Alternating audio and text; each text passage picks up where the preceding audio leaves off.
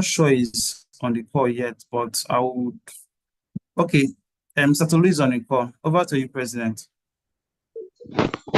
Good morning, professional colleagues and our presenter for today.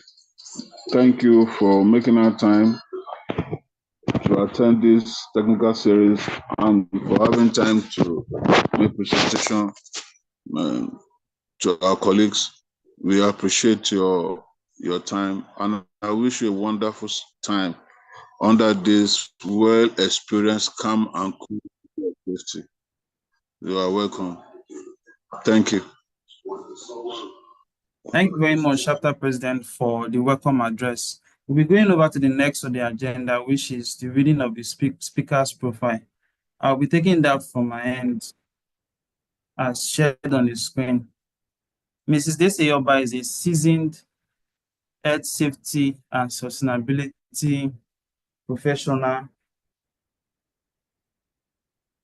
with many years of cognate experience. She holds a BSc honors degree in biochemistry from the University of Port Harcourt and a master's degree in petroleum and environmental technology from Coventry University, UK.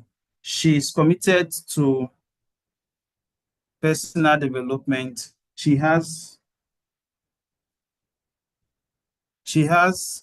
completed several trainings locally and internationally. She holds membership positions with American Society of Safety Professionals, Nigeria Chapter, Institution of Occupational Safety and Health, IOSH UK, Institute of Safety Professionals of Nigeria, ISPON, Occupational Safety Society of Nigeria, OSSN, World Safety Organization, WSO, and a fellow of the Safety and Emergency Response Ready Global Institute, SGI. With a deep passion for volunteering, Deseye currently holds leadership positions in IOSH South District, West Africa branch, and also common interest groups in ASSP Nigerian chapter. Her passion for public speaking and leadership endeared her to the Toastmasters International Club, where she serves as the Vice President, Public Relations at the Seaside Toastmasters Club.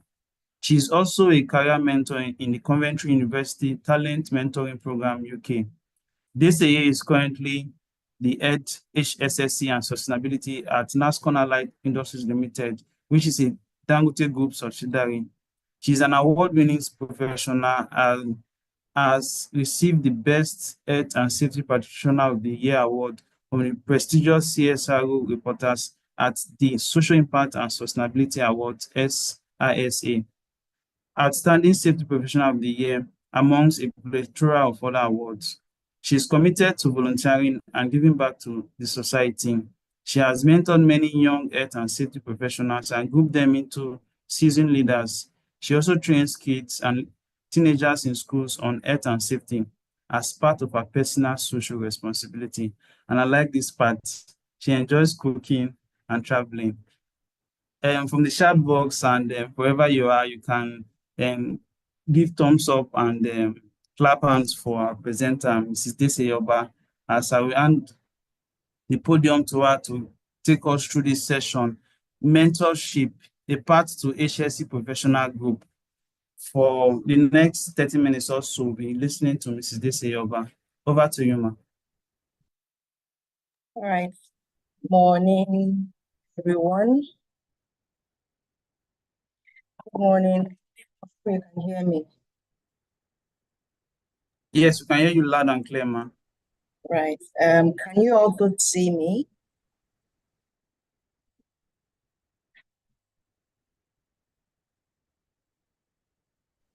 You can see your beautiful face. Right. I'm wondering why I can't see myself. Okay, that's fine. All right, I can see it now.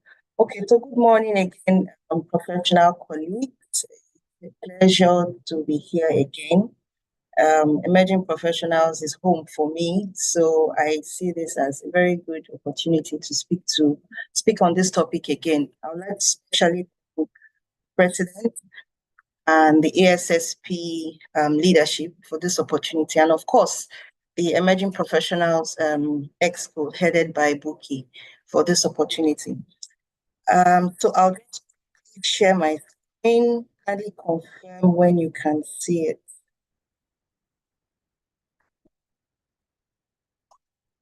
Second.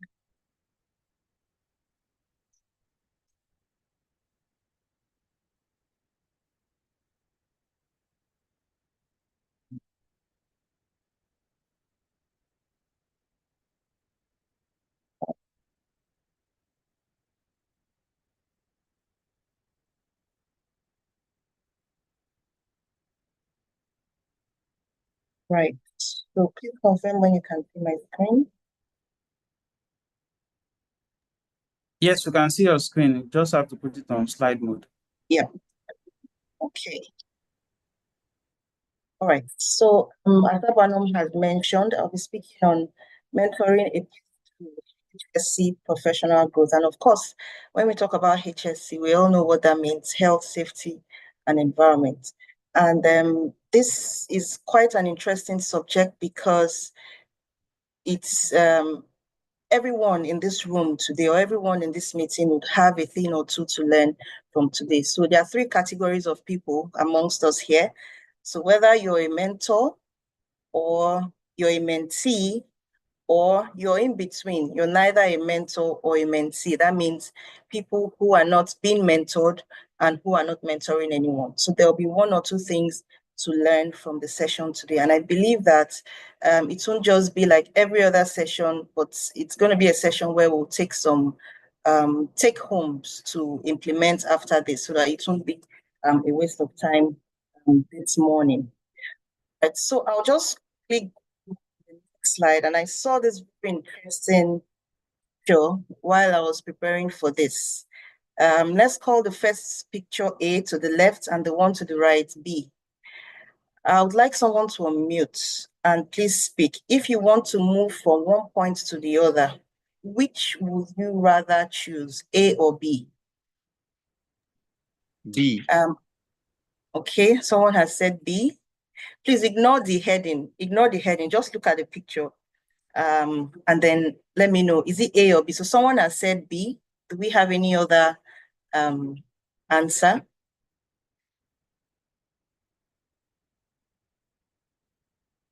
Is there any answer in the chat room? Abanom, you may need to help me. I can't see.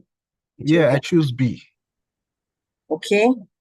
B. Is Okay, so we anybody have choosing A? we have Umkoro Ejemudaru saying B. Shineme Okafor says A. A. Okay. So we have the B's and the A's. Well, I would choose a B because you can see the first picture, there's a lot of rigmaroling.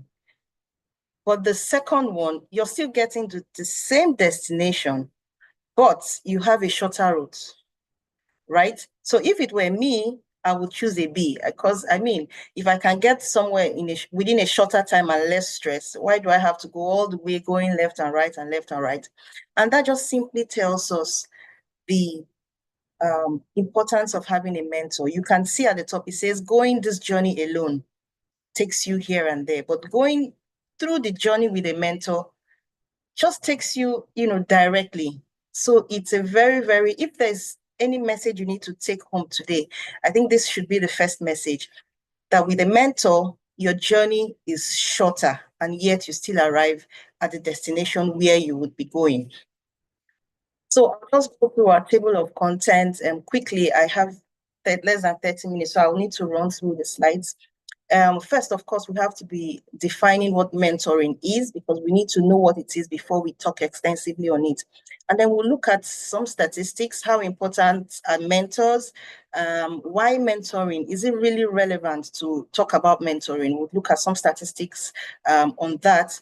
Then we'll talk about types of mentoring and qualities of a good mentor. We'll also look at fundamental principles of effective mentoring practice. Should mentoring be done haphazardly, or are there principles to follow to have an effective mentoring practice? We'll look at that. And then there's this very interesting concept, which is called the LEAP principle, and that's for mentors. We're going to also touch on that. And then we'll look at qualities of a good mentee, how to find a mentor, which is also very important because I've heard a lot of people when they talk about mentorship, they say, oh no, how do I get a mentor? Okay, yes, I agree, I need a mentor. How do I progress? So we would also know how to find a mentor, and then the benefits for mentees. If we say you need to get a mentor, is there any benefit, or is it just a waste of time? And then we'll conclude, and then we'll talk about references. I'll tell you a little story. About 15 years or more ago, there was a church I attended, and I realized that the first thing you're always told when you join is mentoring, and then they attach you to a mentor in the church. And I didn't really understand what that was about until I took a closer look, and I saw that when you're mentored, you grow faster. And then you see people who just came, who decided to be mentored. They're growing. Before you know, they're very relevant in the group. Before you know, they're speaking. Before you know, they're taking on roles. And you're wondering, I've been here and I'm not being mentored. And this one who just came has risen so fast. So the benefits of mentoring are enormous, and we can count a lot of them. I'll just quickly move ahead of mentorship. So the Society of Human Resources Management defined mentoring as a relationship between an experienced individual, who is also called the mentor, and a less experienced individual, who's also called the mentee, where the mentor provides guidance, support, and constructive feedback to help the mentee achieve their career goals and develop their skills and abilities. Mentoring relationships tend to be voluntary on both sides. So I'll also say that there are different kinds of mentorship relationships. So I've spoken about the one in my church. You can have spiritual mentorship. You want somebody who's ahead of you, in terms of spiritual things, to guide you, to lead you. And then we also have career mentors, which is what we're talking about today, where you have a picture of where you're going, and you need somebody who has been there to guide you through the process to get to where you're going, without necessarily wasting or spending as much time as you ordinarily should. Remember the picture I started with, the journey that just shows us the journey from start to finish. Yes, you would get there. It may take you 10, 15 years to get to where you want to get to. But what if it takes you 3, 4, 5 years if you have a mentor?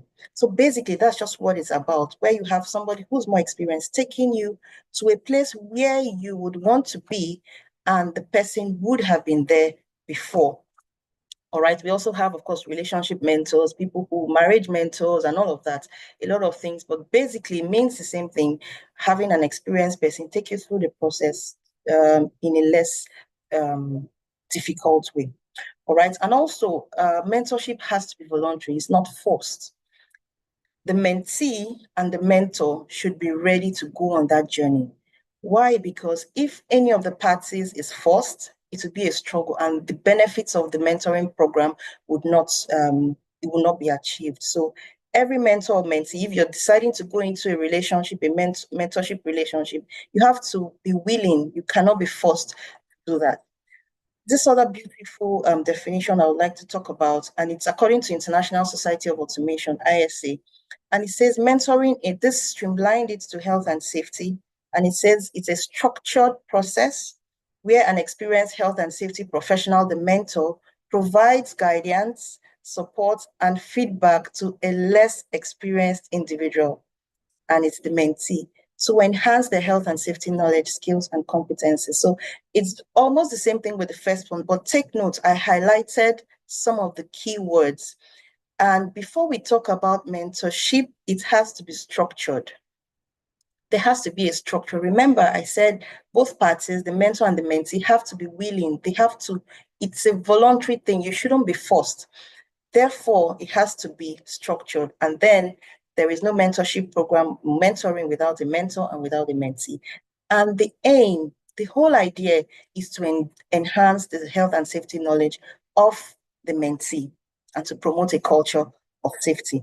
All right, so very interesting statistics I saw, and it's from Forbes in 2020. So there was a survey carried out, and they asked a group of people what they think about mentors. So 29% of the people who took part in the survey said, oh, having mentors are very important, which is good. Then 47% of those people said it's important. Remember, 29 said very important, 47 said important, it's fine. 18% of the group said, well, maybe or maybe not. You don't have to have a mentor. Eventually, you would still get to achieve your dreams or your goals. So I'm neutral. It's not important and it's important, right? And then not very important, 6% said it's not very important. Now, note that the group of people who said is very important and the other group that said is important makes up to 76%. Of course, if you add 29 to 47, you have 76%. But out of the 76%, only 37 have mentors. So my question is, if we say it's very important and it's important, why then are we not getting mentors? Or why did the group of 76%, knowing how important it is, why did they not go ahead to get a mentor? All right. So I don't want to ask when I don't know which category you belong to, if it's very important, the neutral, or the not very important, or if you belong to the rest of the numbers who say it's important, but you do not have a mentor. And I want to believe, like I said, at the end of this session, there's going to be we need to take some lessons home and action points to implement.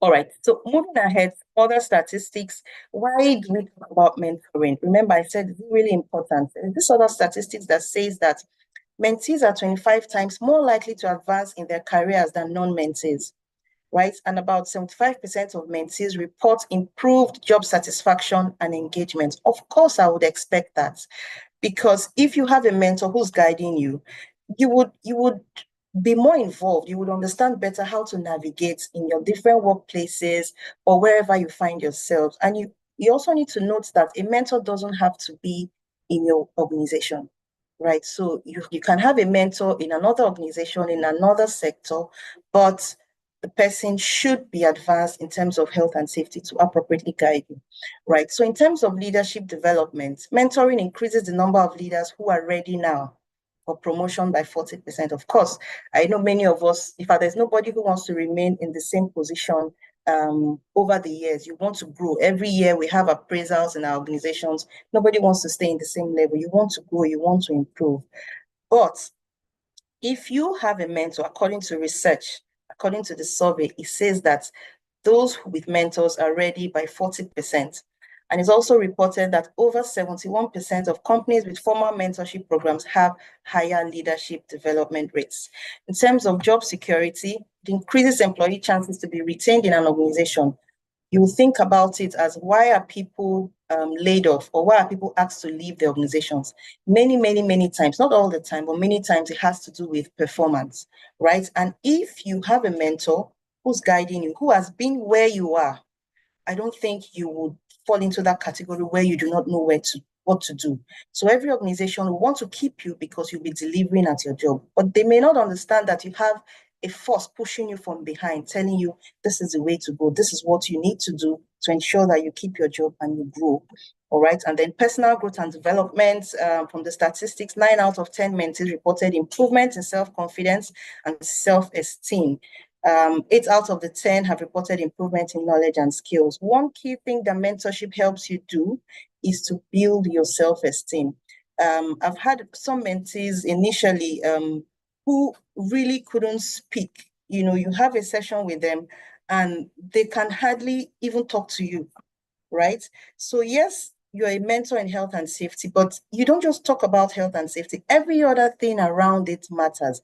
So if you have a session with your mentee and you're trying to communicate and you see that there's some timidity or the person is not really able to come out and speak, then you know there's some work to do with that mentee, right? So imagine you having a mentor who can bring out that self-confidence in you, who can take out the timidity through the regular meetings and sessions you have. Your self-confidence will certainly skyrocket.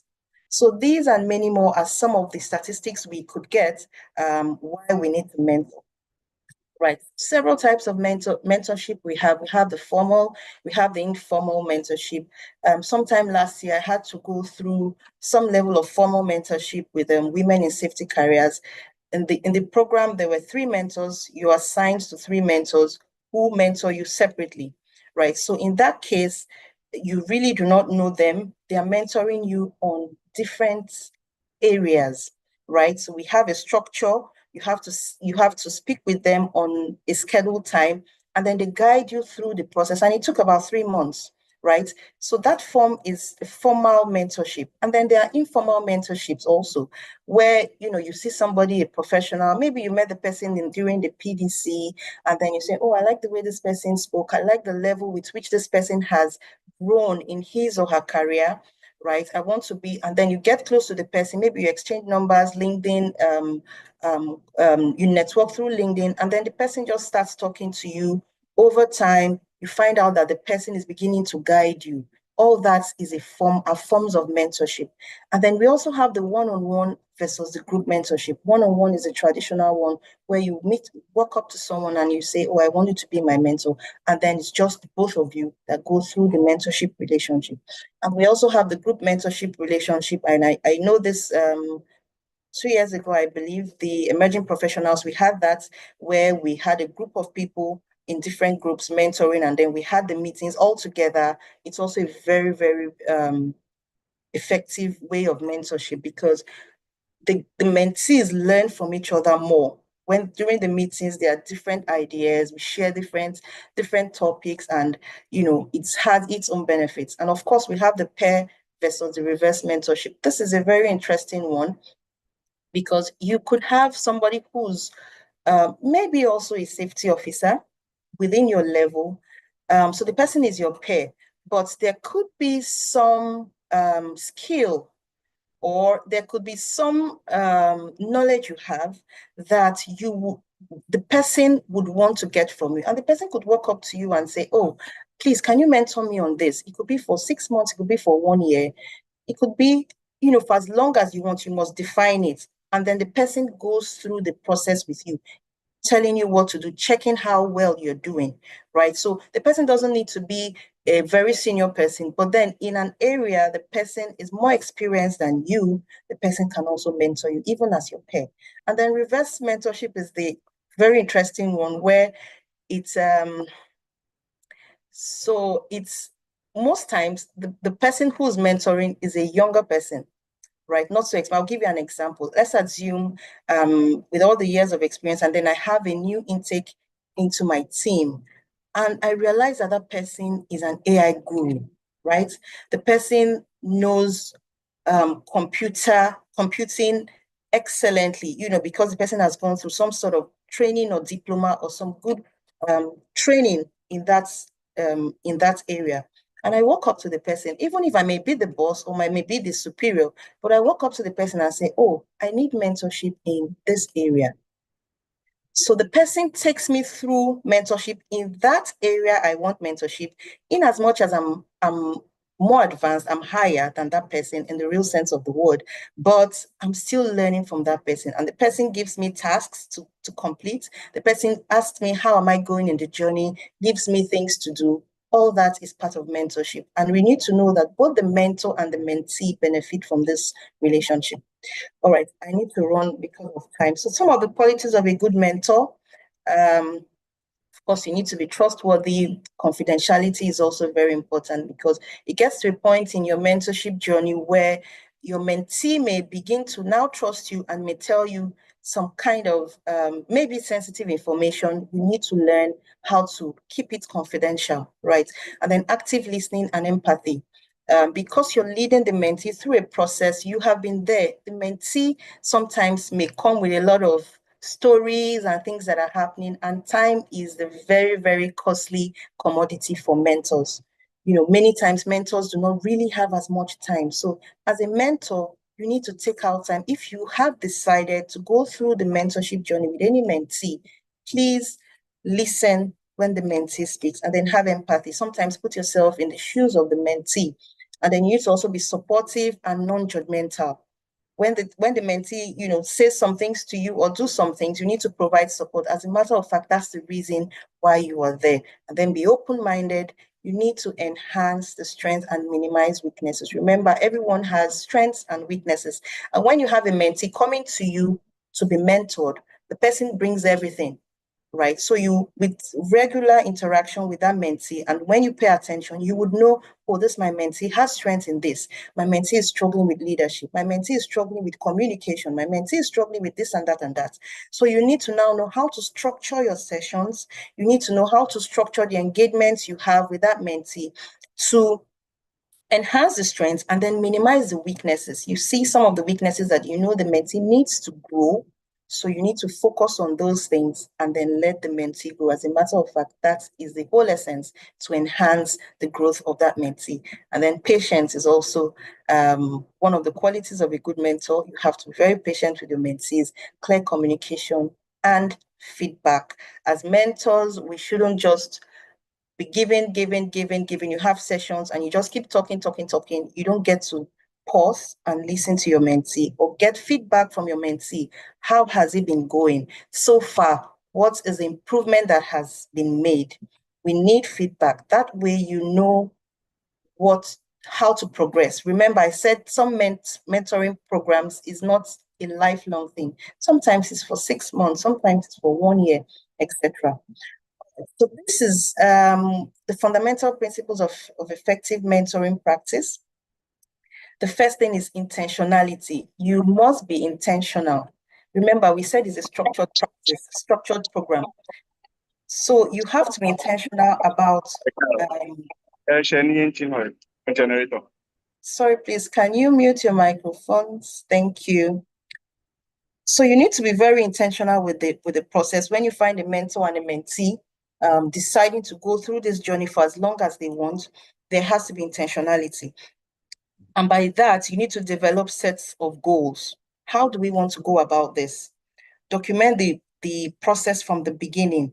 Goals for both the mentor. The mentor has his or her roles to play, and the mentee also has his or her role to play. It's not the mentor that does everything. Sometimes the mentor can assign tasks to the mentee and say, okay, in our next session, you would present this. What have you done about this? So everyone needs to know what their role is. The mentees should not expect the mentors to talk and talk and talk. Sometimes you see mentees that are not even sure of what the journey, what they want. You ask a mentee, okay, what do you want to achieve? And they said anything, So you need to be intentional before you go into it. You need to also talk about the times. When do we meet? Now you can have mentors everywhere. You don't have to have a mentor in your state. You can have mentors even outside Nigeria. And there are a lot of tools you can use. You can use Zoom, you can use WhatsApp, Google Meet, you can use whatever it is. So it's at this point you need to define all of these. How do we ensure that we achieve our goal in the set time we have decided to achieve the goal? All right. You need to also communicate frequently. You don't have a mentor and the mentee is not available for 6 months, for 1 year. You don't have any session, and then you say you're in a mentorship program. No. So it has to be regular until you've been able to achieve your goal. And then in terms of inclusiveness, remember the mentee has his or her levels of experience, and you as the mentor, you also have your level of experience. They are not the same thing. So there needs to be inclusivity. You need to consider age. You need to consider the perception of the person. One person may see a figure as 6 and the other person from the other end sees it as 9, right? So you have to put all this into perspective. And then relational. A mentorship program is, in quotes, a relationship, right, between the mentor and the mentee, because the mentor is allowing the mentee into his or her space and vice versa. So there's kind of a relationship, and it's important that it's taken into consideration whenever you're having your sessions. You need to value the mentor's time, the mentor has to also value the mentee's time, and all those boundaries need to be set. And then it has to be holistic. If you decide that, okay, this our program is going to cover health and safety, is going to cover leadership in the next 3, 4, 5 years. I want to be able to move to a safety manager in the next, whatever. I want to get to the peak of my career. Let it be known so the mentor can know how to, put everything together to help you achieve that goal. Now, this is the LEAP principle I talked about, mainly for mentors. And the LEAP, as we can see, is LEAP. L is for listen attentively. The E is for empower the mentee. Now, as a mentor, you have an opportunity to give that mentee everything he or she needs to excel. And that's the role you'll be playing as a mentor. So considering the fact that you have gone through the process, you probably would have made your mistake. It's possible that you may not have had the opportunity of having a mentor at the early part of your career, and you probably struggle through a lot of things. Now at this point, you've gone through that stage, you've gone through the road alone, and then you get to a point where you are high up there and you have a mentee. You shouldn't let the mentee go through the same journey you went through. Yes, the mentee can arrive at that end, but you help the mentee to shorten that journey by sharing your experiences, giving the mentee all he or she needs to achieve his or her aim. The whole idea is to pay forward, right? You don't want every knowledge and everything you have to end with you. There are lots of younger professionals coming up. You need to mentor them and help them to, especially with our profession that we need. In fact, we need enough health and safety professionals. We don't have enough, with lots of issues we know we have in the organizations and all of that. That would be a story for another day. So we need a lot of hands who are experienced and who can deliver. And then you also need to advocate for the mentee. If you're in a room where there is an opportunity, would you remember to mention the name of your mentee?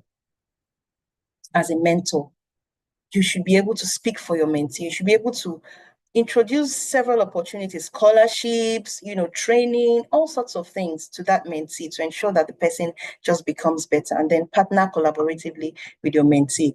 To the right, you need to tailor your approach. Structured. Remember, we mentioned that you need to establish clear expectations. At the end of 2 months, I expect that you as my mentee, you should have achieved this and that and that. At the end of 6 months, I expect that you should have been able to speak in public. You should have been able to do this and that. You should have been able to organize, all of that. And then you need to provide clear and constructive feedback. As a mentee, as a mentor, you must be able to give feedback because you're helping the mentee grow in the career, and then you are seen from the top, so you know where there are gaps. It's important to give the mentee constructive feedback and not to hold back anyone. If you see things that are going wrong with the mentee's career path, you need to talk to the person. I knew of somebody, a mentee, who just got a job and was a fresh graduate, just got a job, and I think the salary was 120,000, which in my opinion was good because when I started work, in fact, I don't want to talk about the salary I was earning, so I said, okay, it's a good opportunity. Many people start their careers without any salaries. They just volunteer, take it and grow a bit. And after 3 months, she comes and says, oh, I got another job. How much is that one? It's about 140,000. So, and I said, no, you cannot leave because of 20,000. Build your career here and then get to a level where you can stabilize before you think of moving, right? So I would have said, oh, okay, you can go ahead and take. And of course, I gave her reasons why I thought that. And of course, later on, she became happy that she stayed back because as you're starting your career, you can't be jumping from one company to another because of some 10,000 or 20,000 or 30,000 on the salary, so you should be able to give such feedbacks when you're asked us, when your mentee speaks to you on several things, and of course celebrate achievements. You see your mentee is doing well, you see there's some growth, you see there's some development, please celebrate achievements of your mentees and also help them grow. Now back to the mentees. What are the qualities of a good mentee? You need to be professional and formal. Many times, because mentees have gotten into the space of mentors, they burn the bridge of professionalism. Your mentor is still your mentor, no matter how much access you have to your mentor.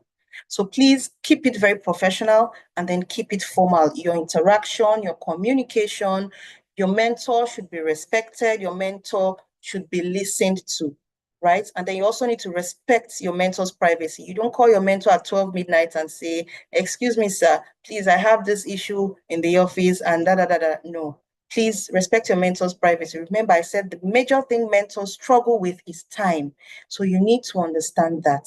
You need to be committed to the course. If you were given a task and your mentor says, read this book, read chapter A, B, and C, and in our next session, we'll talk about it. Please do so, and do not give excuses why you couldn't do that, right? Do not abuse relationship. Listen actively and ask questions. Remember, you're there to learn, and it's an opportunity.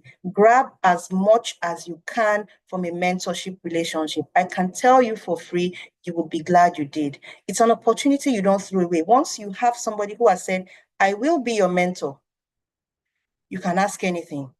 You can get as much as you can from that person, right? And then be open-minded, accept constructive feedback, please. If you decide to be a mentee, you should be humble enough to take feedback. And if you have some constructive feedback from your mentor, please take it and run with it. Then do you find a mentor? How can you find a mentor? This question always comes. People say, oh, how do I do that and all that? First and foremost, you need to know what you want. I mentioned earlier that there are some people that you ask and say, okay, I want you to mentor me. Okay, what do you want? Where are you now? Where do you want to be? And they don't come back. So first you need to sit down, itemize your career goals. Right now, I'm a HSE officer. And in the next 2 or 3 years, I want to be a coordinator. In the next 5 years, I want to be a manager. After being a manager, I want to be a blah, blah. Whatever it is, you have it. That's what your mentor would work with and guide you. But if you come with a vague goal and objective, just say, I want to be successful, I want to be a good, no. But you must have that career goals and objectives, right? And then you need to be sure, do I really need a mentor? You need to define the reasons why I need a mentor. I need a mentor, number one, to help me get there faster. I need a mentor to be able to guide me. I need a mentor to write down all those things. And that you write for yourself. When you have all that sorted, you need to now search within the industry. And you don't do it at home. There are lots of professional bodies like this, ASSP. There are lots of forums. We have our PDC coming up sometime in April. Those are the places you have to be. You need to check and network because you can't find them just anywhere in the marketplace. You find them in forums where you see that, oh, I envy this kind of, I want to be like this person. I want to be like that person. I need to know how this person got there, right? So search within the industry, network, speak to people. That way you can identify somebody and say, oh, I think I want this person to mentor me. And once you found that, you look for the experienced and knowledgeable person with same values and reach out to the person. You can reach out to the person physically. Maybe you see the person physically in a gathering or in a professional meeting or wherever. But LinkedIn is a beautiful platform. There are lots of people who reach out through LinkedIn. So speak to the person and say, oh, these are my career goals. Would you have time to speak to me on so, when is your convenient time? I would like you to mentor me. It's harmless. The worst thing you can get is a no. The best thing you can get is a yes. So why don't you try? So those are ways you can find a mentor and then maintain a long-lasting relationship with that mentor. Sometimes when you put in your whole heart to be mentored, it gets to a point where you've probably ticked all the goals that you wanted to achieve with that mentor. It's okay to move on. But when you move on to something higher, you do not burn the bridge with that mentor. You still have a relationship with that mentor. You still, talk to the mentor. You still accord the mentor that respect you had for the mentor when he or she was your mentor. You may move on to a higher level of seeking mentorship, maybe somebody who's higher when you've grown, but never forget the people who mentored you when you were coming up in your career. All right. Now, what then are the benefits for mentees? They are enormous benefits for mentees. You create networking opportunities because there are many times mentors see an opportunity and they reach out to their mentees time and again. I've seen that happen. Oh, why don't you try and do this? Apply for this. Try this job, apply for this job, be in this meeting, do this and that. And then it's a source of motivation. If I have a mentor and I'm facing difficulties in my workplace, why do I have to stress myself when I have somebody who can tell me what to do? I was speaking to somebody recently and I said, when I'm at a crossroad in my job and there are things that are becoming very difficult, I said to myself, why am I bothering myself? I pick up my phone and I call my mentor. And I said, this and this and this, I don't know what to do. Many times, if I can't even reach my mentor, I just send a WhatsApp message and I get a response very easy. And I wonder, why did I not think about this all this while?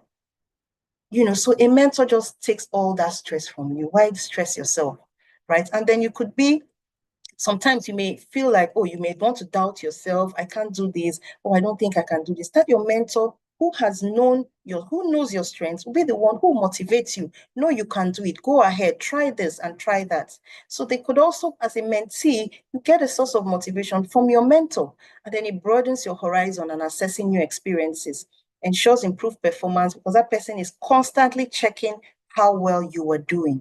And then it provides inspiration and align your aspirations, improve self-confidence. This is top on the list. Once you have a mentor, trust me, your self-confidence cannot be on the same level. Your self-esteem will skyrocket, and then you become a better professional. And then it gives you an opportunity to give and receive feedback, improves your job satisfaction, and then it gives you an opportunity to demonstrate strength and explore potentials. Right. So this is food for thought for you. Would you rather be guided safely and strategically through the ranks and files of your safety career, or you choose to struggle through the challenges and figure it out yourself? I don't need to tell you that there are lots of challenges in the health and safety profession. You cannot really do it alone. I can assure you of that. You cannot do it alone. You need somebody to guide you. You need somebody to tell you, hey, I've been there. And when I was there, this is what I did. And this is how I went through. You need somebody because you must grow in your career. It's not a career where you sit in one place for 2, 3, 4 years. With the health and safety profession, you must continue to develop yourself. You must continue to improve. Many times there are a lot of opportunities for even free training where you can get certificates. You may not know that, but your mentor may have that, may be privy to that information, and the mentor will let you know. So please, you need to think about this very, very deeply. And then I'll conclude with these 2 quotes. Everyone has life skills and experience to share as a mentor. One word, 1 hour can be all that's needed to effect a positive change in someone. And that's from Chelsea Baker. And the next one is so beautiful. If I have seen further than others, it is by standing on the shoulders of giants. And this is from Sir Isaac Newton, most of us know. So if people like this can talk about the importance of mentorship, then I see no reason why any young professional and even older professionals, I have a mentor, I have mentees and I have a mentor. So even older professionals need mentors. Everybody, you and I, need mentors. Thank you very much. I hope I haven't eaten so much into your time, but I'll need to stop here. Thank you so much for listening.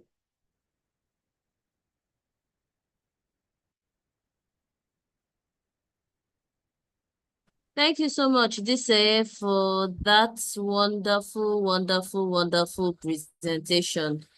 I believe that we have taken a lot from that session. I know this is a Saturday morning, so we don't intend to bore a lot of us or go into our time. So Jennifer, I believe you're online. Please go ahead with the Q&A sessions. Thank you.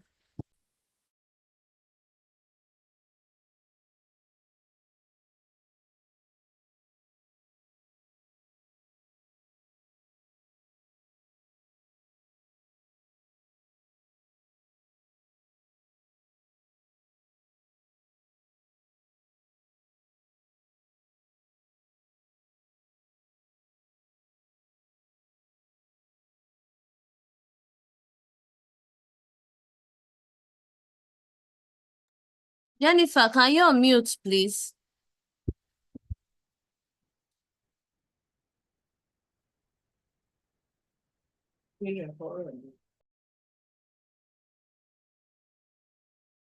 Okay, it seems as if Jennifer is having issues with unmuting. So we have some questions in the chat box. So let me just go ahead with it. Sorry, just give me a minute. Okay, so the first one is, what can a mentee do if he finds out that he has vast knowledge or he is vast than his mentor? Interesting question. So there are two answers to this. So did the person find out his vast while starting the mentorship journey or in the course of the mentorship journey? So the first answer, I don't want to take our time. I'll just answer both ways. You can't be asking for a mentor who you have more knowledge about the profession, who you have more information or more experience than. Remember, I said a mentor is someone who's taking you to where you're going because the person has been there, has been where you are.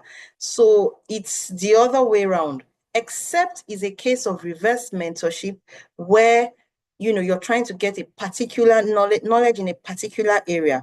But if you find out that you have more knowledge than your mentor, then it's time to go higher. You can't keep being there.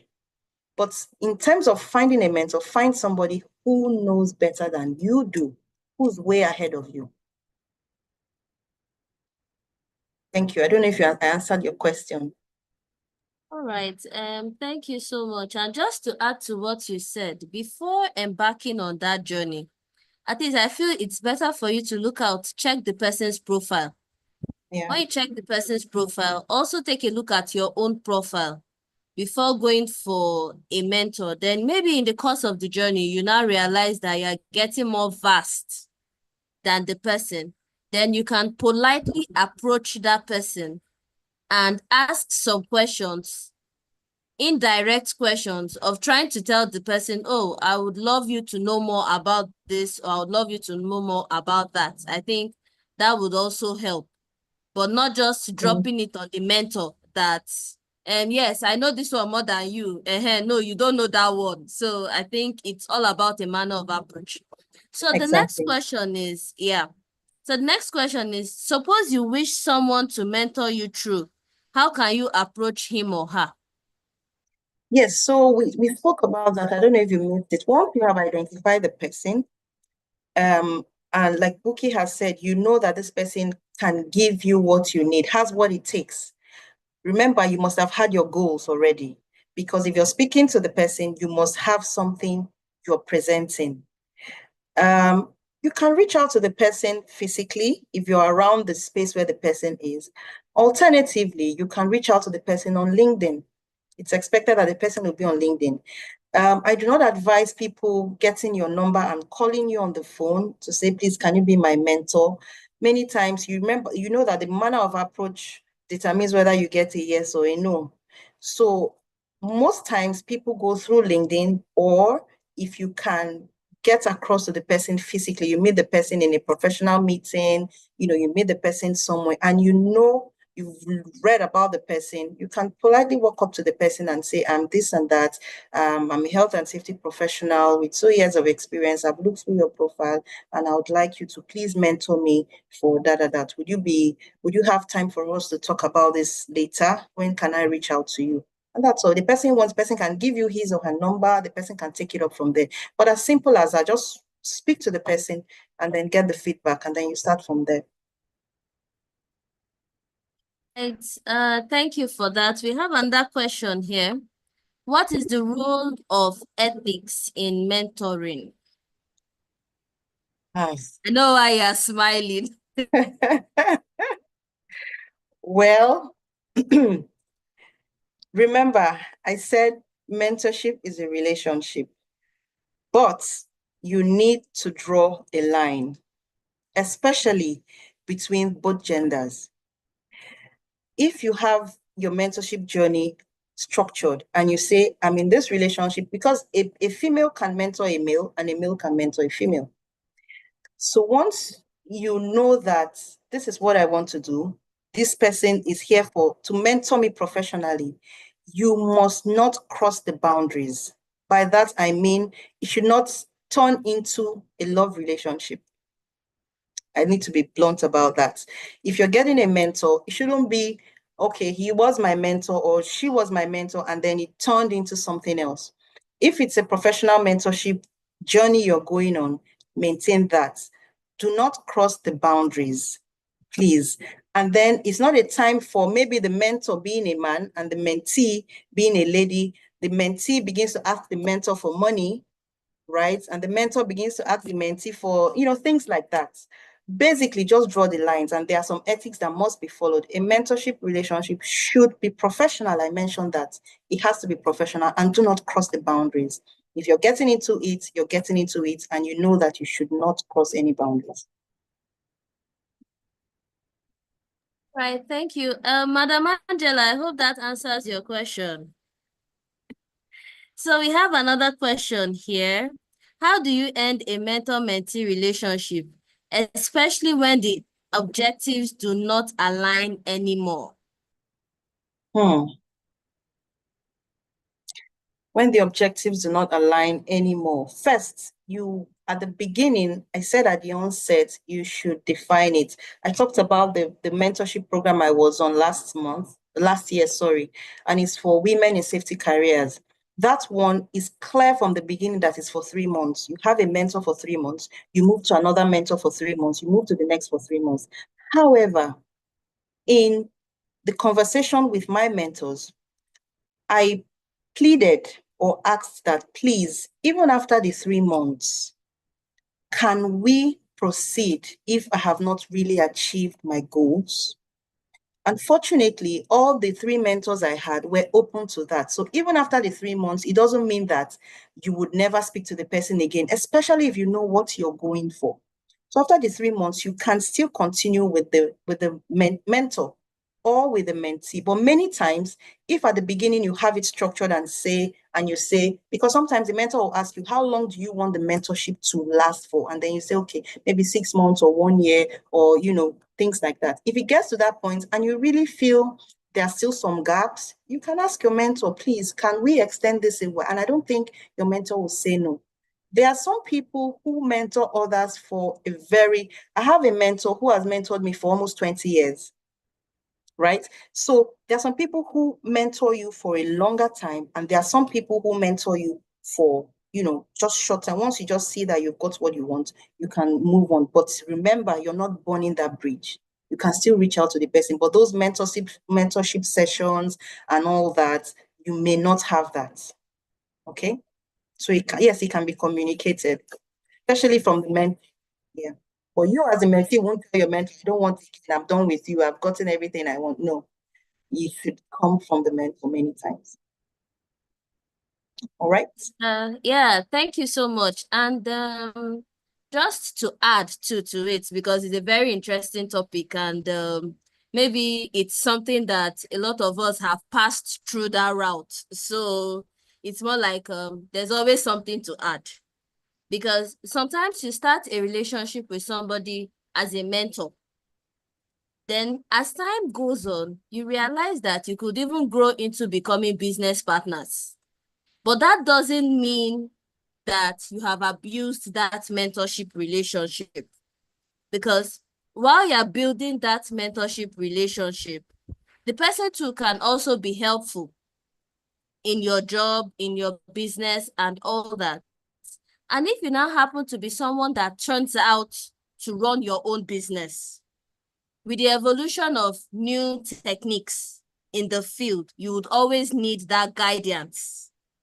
So when you have mentors, try to have a good relationship with them so that as much as possible, even later in the future, you can still run back to them to ask them 1 or 2 questions.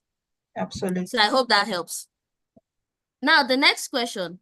As a mentee, if I lack the financial capacity to do some certifications as instructed by a mentor, am I not a serious mentee?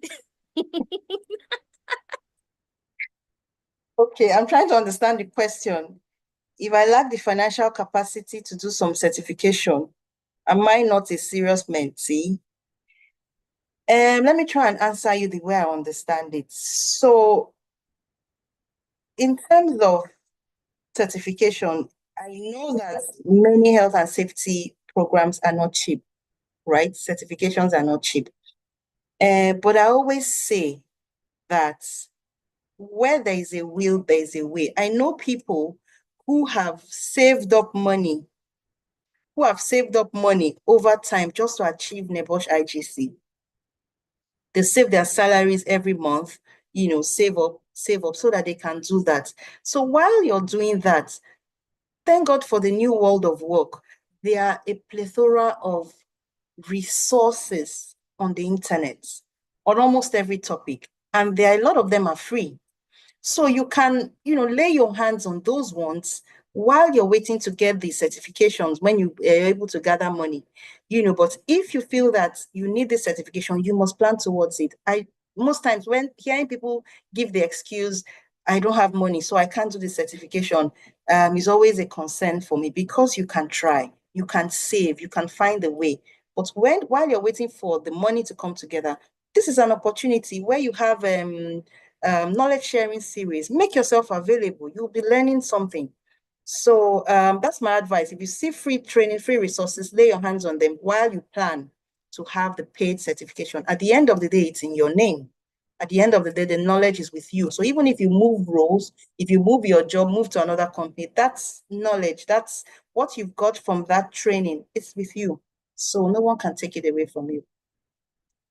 Thank you. Right, thank you so much for that. And then just to add to it, online too, there are a lot of websites now that offer free different training programs. Like I remember I still received an email from Allison.com talking about their new training programs, how they've even extended into ISO certifications too. ISO 14001, 9001, 45001, and a whole lot of other certifications. So while we know that the economy is very wonderful right now, and it's not easy to raise money for all these certifications, you can also look out for all these websites that offer free training programs to make life easier for yourself. But don't drop that relationship that you have already created with your mentor. Okay, so we have another question here. If someone you are looking up to mentor you is proud and talks to people anyhow, and he has vast knowledge on the job, how do one go about it? I like this question. So, it's up to you, right? Who are the one who's reaching out to a mentor? A mentor doesn't reach out to you to mentor you. So you need to check everything. You don't want to be around somebody. Remember, there are qualities of a good mentor you should look out for. You don't want to be around someone who would, who's proud. Well, I don't know what that means, but in your own perspective, the person is proud and talks to people anyhow. You don't really want to associate with that person, because when you have that relationship, you're bringing out everything, the good, the bad, the ugly. That's what mentorship is about. And this person is expected to help you.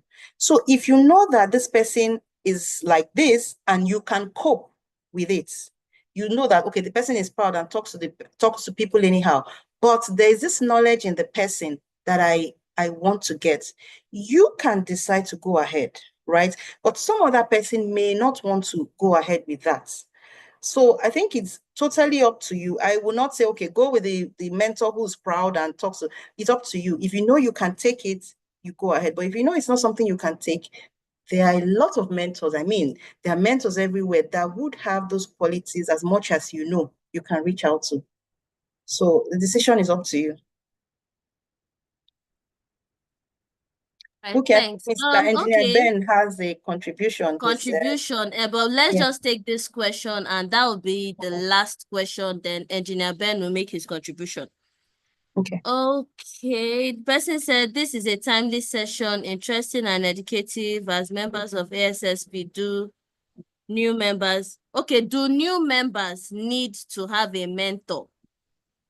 Because I'm a membership chair of Rotary Club, and we don't joke with new members mentorship. That's the reason why I said it so timely. So this is our last question for the session. So after that, Engineer Ben can make his contribution. Okay. So this is very interesting. Remember, I spoke about a church I went to that new members, once you're a new member, they begin to find a way to link you up to a mentor, and the the benefits were glaring, everyone could see. So yes, for ASSP, I know there's for emerging professionals, yes, we had that. For WISE also, there was a mentorship plan. But maybe I'll hand over that question to the exco to know if once you're coming in, you're quickly linked to a mentor. I don't have that information. Buki, is that something like that? Once new members come in, they're linked with a mentor immediately. Maybe I'll hand that over to you to answer. I am not sure of that, but I know that there used to be a mentorship committee. So it's more like you have to indicate and show that interest that you need the services of a mentor. But I'm not sure of having that automatic mentor-mentee relationship in ASSP. Yeah. Well, it's a nice All to right. have, really. Nice Yeah, but it will really, really be nice to have. But sometimes we have some mentees that come up with so much enthusiasm at first, and later the mentor starts looking for them, and you are the one that's calling the mentee. How far now? Are you still my mentee? So, things like that. Yes. All right. So thank you so much, everyone, for your questions. So thank you so much for your questions. All right, and the floor now is for Engineer Ben to make his contributions. Thank you. Good afternoon from here anyways, but good morning to every one of you out there. I hope you can hear me. Yes, we can hear you. Okay, good. First, let me appreciate DCF for an insightful topic, mentorship or mentorship program. And she did justice to it. I was learning quite a lot from it, and it's going to help me as well, And I just want to make one or two contributions as regards to mentorship. And in my own experience, some of the mentors who have gotten to me and how I have been able to deal with them. But first, let me clearly state that career development, especially in the space of health and safety, is not rosy. People should be able to understand that it costs a lot. Growing your career, improving yourself, getting to that point where you'll be called a professional takes time, takes money, takes determination, takes resilience. There are ups and downs in this journey. So a lot of mentees, when they meet these challenges, they want to run away. There is no shortcut. Okay, if you want to be recognized, you want to be known for value for what you do as health and safety professional, there is no shortcut. I would like to point that when I started my career, it took me about 13 years for me to finally do my NIBOSH IGC. Because why was it like that? You are earning a salary of 5,000 naira. How can you attempt NIBOSH? That was about 350,000 naira equivalent then. It's not possible. How long are you going to save? So it took me a while. But finally, when I got to that point, I was able to do NIBOSH IGC and the oil and gas at a go. And I spent 400,000 naira each and did the both of them. Now, the prices of things have gone nuclear, and the cost of ordinary NIBOSH is going to about 700,000 if I'm not mistaken. So if you want to grow, if you want to make impact, you must be able to discipline yourself and save up for it. Even in Nigeria, now every company is asking for people to have NIBOSH IGC. It wasn't like that before. IGC was basically, well, those who want to work international, but now companies that want to pay you 100,000 is requesting for IGC. They are no longer contented with ISPON level 1, 2, 3. They want you to have IGC. They want somebody who is more vast. So that's the challenge we have. However, you don't have any shortcut. You cannot go any other way around than to develop yourself. They have said it. Free courses online. When Allison started, I was among the first set of people who started learning online from Allison. By then, there was no diploma course. All their courses were certificates. When you finish, you print your certificate, soft copy then. That was what was happening. So that was how we started. So I took advantage of all the internet resources. Again, mind you, then there was no internet all over the place. There was no internet. In fact, where I was working in Shell as a contract service employee. And then I had the opportunity of getting a manager's pathway to getting the internet. And that was how I started learning. So I was using it for my advantage. However, to cut the long story short, professionalism, professional development costs quite a lot. It is not cheap. Again, mentees, when they get to us, some of them, when they get to us, they're asking for a job. Mentors don't just provide jobs. They are there to guide you, make it a lot more easier for you so that you can get these jobs yourself, but they just want to put you on the right path. I've had quite a lot of mentees all over the globe. Some are Indian, Pakistanis, Saudi Arabians. They look at my profile, they felt I'm qualified to mentor them, and I give them the exact information they need. And I said, one thing about professional development is not cheap. If you're looking for a shortcut to get to the top, you won't get it. You must go through the routes and get proper mentorship. Then you can achieve your goal. Thank you so much. I hope it will help somebody out there. All right, thank you so much, sir, for that insightful contribution. I believe that we enjoyed the session, and I know that the time is fast spent already. So I'll call on our president to make the presentation of the certificate to our amiable speaker that is always there whenever we go back as Oliver Twist. So, Mr. Tolu, can you please make the presentation?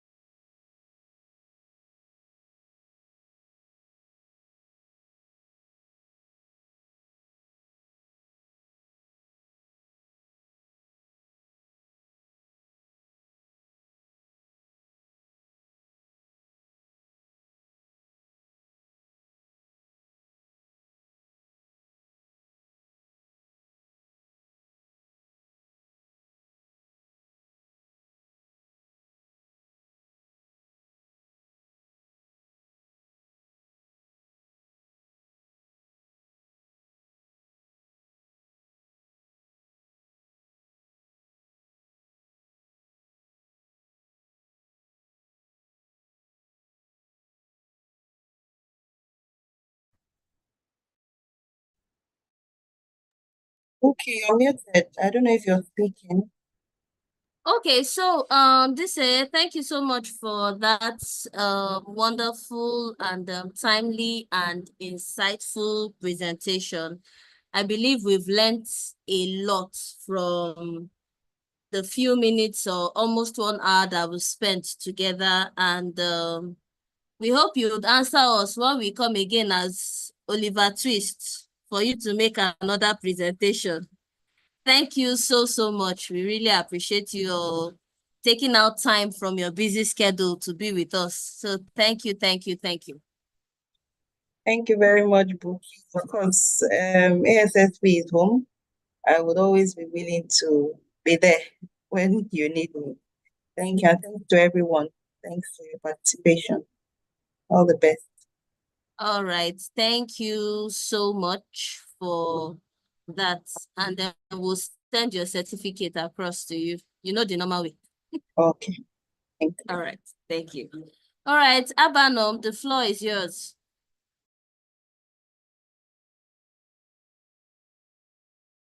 Okay, good morning once again, everyone. The next on our agenda is update from ASSP Global and the Nigerian chapter. I don't know if the president is able to speak now so that I can take control on this section.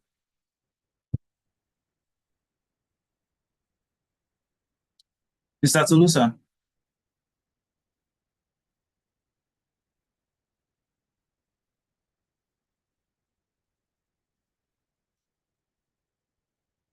Okay, so the current update that we have is that the ASSP Nigerian Chapter Professional Development Conference for year 2025 is slated for April 3rd to 5th at the Radisson Blu Hotel in Lagos. So registration is on, and then the early bird registration is ending sometime next week. For members, it is 65,000. For non-members, it is 75,000. After the end of the early bird registration, it will now move to a new figure that the chapter will communicate to members and intending members. Remember that the Professional Development Conference is open to everybody interested in health and safety, both members of ASSP, non-members, intending members, corporate organizations, and individuals. Thank you. I don't know if the president is on now so that I can give us any other updates if there is any. Then also, the chapter is also looking out for sponsorship for the Professional Development Conference. So if you have organizations that want to sponsor the program, or you are an organization that you want to exhibit, because the PDC is Professional Development Conference and Exhibition. So there will be an exhibition area for exposition so that you can showcase what your organization do and what you also do as an individual. So there's also space for that, and if you want to exhibit in the conference, you can also reach out to the PDC committee, or you can reach out to me so that I can redirect you as well. Aside that, I don't know if you have any other updates. If none, we can turn on our video if it is safe to do so. If your environment is conducive and it is safe, and then you want to smile, turn on your camera so that we can take snapshot of our attendees for the program.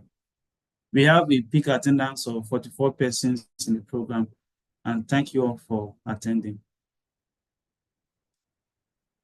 Mr. Twali, I can see your face. You're at work. Mr. Sampson, Mr. Frank, Ruth, Engineer Ben, Mr. George Michael, I can see your face. Mr. Shinemi, I can see your face.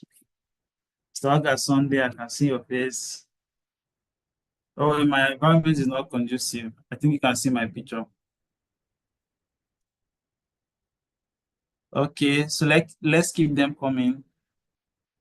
I have two screens here, so I would take picture of both screens, one after the other.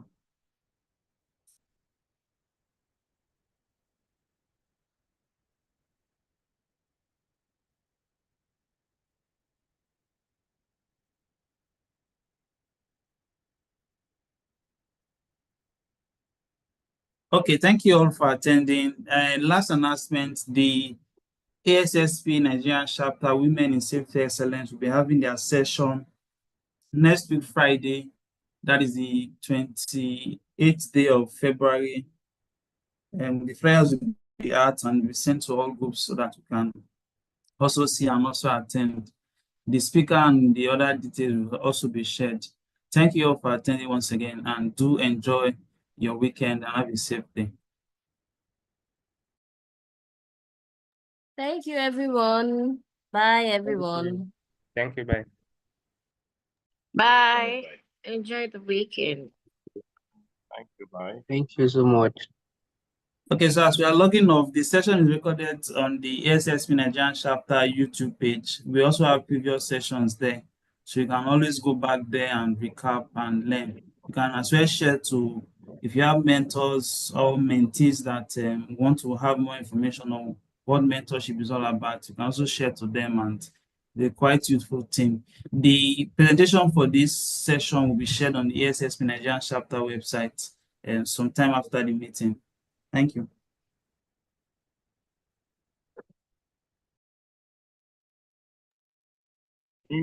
Thanks, everyone. this together.